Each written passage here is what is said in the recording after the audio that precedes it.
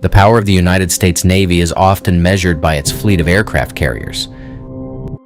11 nuclear-powered supercarriers, more than every other nation on Earth combined.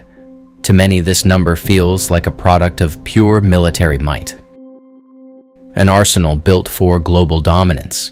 But the real reason America has exactly 11 carriers is more tactical, and it's written into the law of the land. The answer lies in a federal mandate, Title 10 of the U.S. Code, Section 8062, which states that the Navy's combat forces shall include not less than 11 operational aircraft carriers. This isn't a random figure. The law, enacted by Congress in 2007, was the direct result of a strategic reality.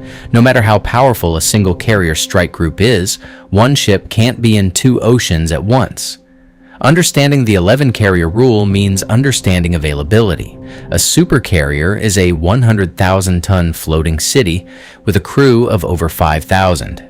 It's also a machine that is incredibly needy. For every carrier on patrol, one is likely preparing to deploy or transiting to its station. And 1/3 of the fleet is almost always tied to a pier, undergoing the kind of deep maintenance, refueling, or complex overhaul that only a few shipyards can handle. The 11 carrier floor guarantees that even with these maintenance cycles, the Navy can surge at least 4 to 6 carriers for combat operations at a moment's notice. This number isn't just theory. It's been tested. When the USS Enterprise was retired in 2012 before its replacement was ready, the fleet shrank, and the Navy had to secure a temporary waiver from Congress to operate 10 carriers, a gap many leaders called dangerous. The debates continue today as Nimitz-class carriers age out and new Ford-class ships face construction delays. In fact, the Nimitz was scheduled to retire in 2026, and without replacements ready, the U.S. fleet would dip below the legal minimum, putting the entire global rotation at risk. Leaders have even warned that America is an 11-carrier Navy living in a 15-carrier world, struggling to meet peacetime demands, let alone a major conflict. So, why 11?